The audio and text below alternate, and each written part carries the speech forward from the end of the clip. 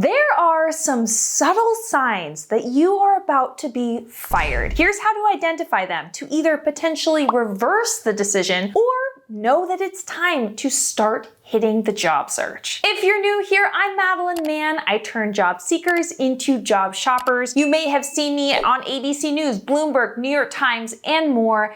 Be sure to subscribe for career and job search videos. And I have a lot to say on this topic because I am a former HR leader who has had to, unfortunately, terminate employees in my career. So I know exactly the actions that are happening behind the scenes when someone is about to get fired. And then I also have been fired before early in my career. And so I will link that full story time below in case you're curious. And while none of these signs are guarantees, a combination of number 4 and 6 are seen to be the most predictive that you may be terminated. The first sign is your boss starts to document things. This could look like them sending an email summary of a meeting you had with them, putting their feedback into a document for you, and so on. When managers are on the path to terminate someone, it is advised that they maintain evidence as to why that termination would happen and proof showing that an effort was made to rectify the situation. This information is then put into the employee's file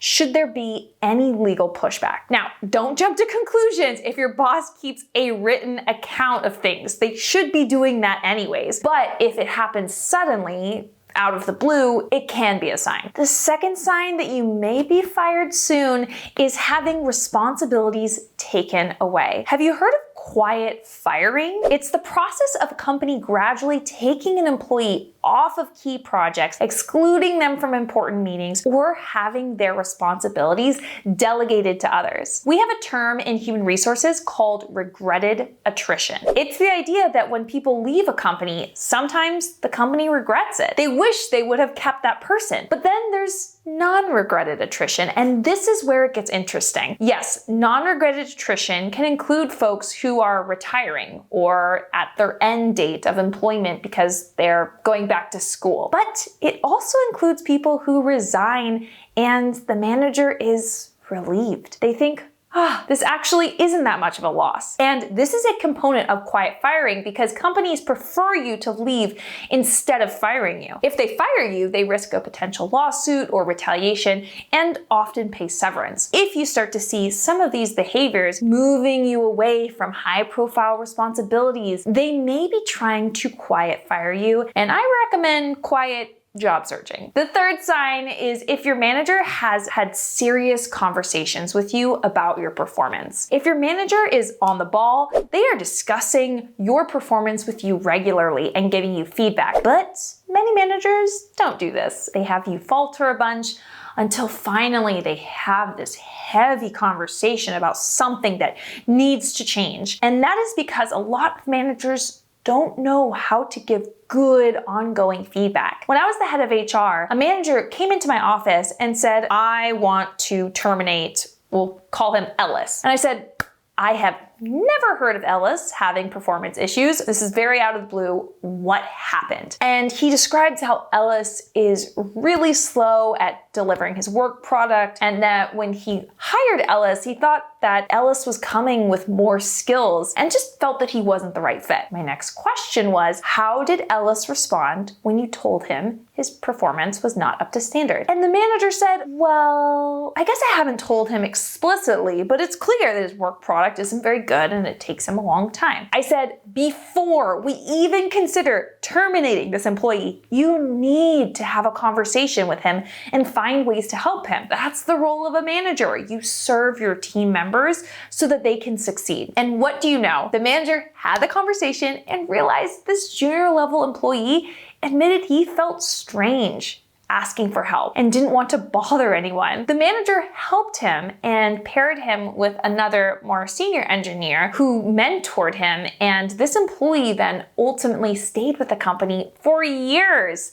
and did incredible work. This story is to highlight how terrible many managers are at having these conversations. So if they're having it with you, they may be close to recommending you for termination. But Notice, in this case, it wasn't too late for this employee and it's not too late for you either. Be clear in your conversation with your manager if you are facing any barriers like Ellis was, and also take ownership for the things that are in your control and come up with potential solutions. The fourth sign that you may be terminated is a change in the company's financial situation or restructuring. Sometimes a company's financial situation can change, and this could lead to layoffs or downsizing. I do have a video on signs that there could be layoffs at your company, and I'll link that below. An example is if the company reveals that they're experiencing financial difficulties, or if they're restructuring and consolidating departments, that could be a sign that your job is at risk. Additionally, if there is a merger or acquisition, the company will look at the talent pool, and sometimes there are redundant roles. Even if you're a high performer, your job may not be spared. In general, when there is a merger or acquisition, they will tell you to not worry about your job in order for you to stay at the company long enough for them to make their official decisions. But it's good no matter what to start preparing your resume and talking to companies when this happens, just to be on the safe side. I will throw you a free resume workshop that has thousands of 5-star reviews so you can get started on that. The fifth sign that you may be fired is a change in leadership. I've seen this play out in quite a few ways. I've seen high-level executives join the company who are tasked with improving the performance of certain teams or the overall business, and guess what's one of the first things they do? They see how we can spend less and make more, and they start evaluating and cutting staff. Also, when new leadership comes in, they don't have the same relationship with you that the other leader did. I remember I was once at an organization where we brought in new leadership, and they ended up encouraging the CEO to terminate essentially his right-hand guy who had been there from the beginning. This guy was a great startup manager. He was a polyglot who would get the email server set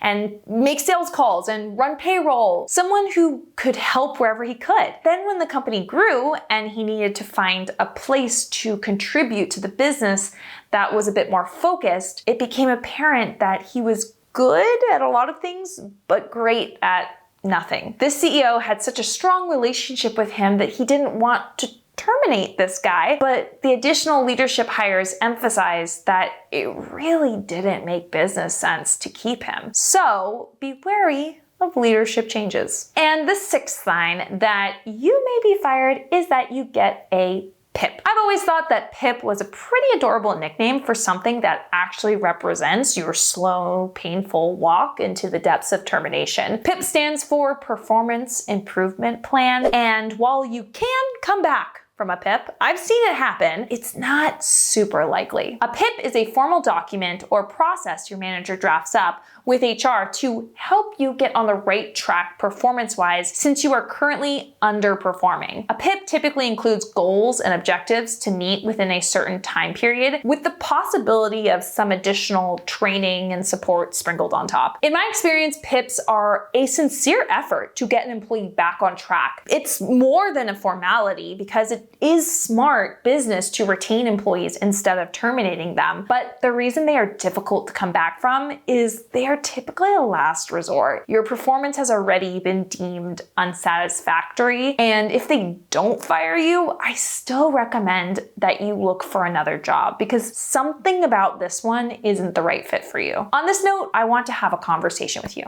Come closer.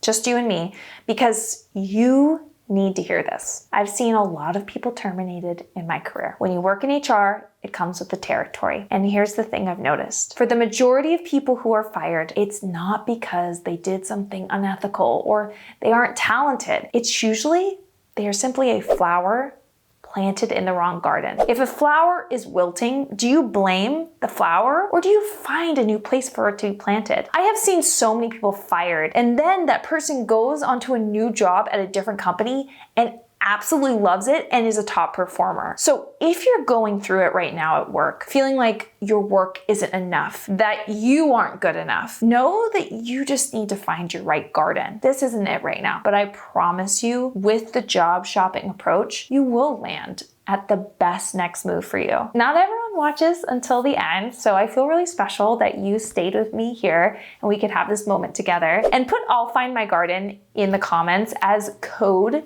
that you are my dear friend that actually stays to the end. We're in this together. Go ahead and pop a like on this video and subscribe to this channel. You've got this. Wi-Fi high five.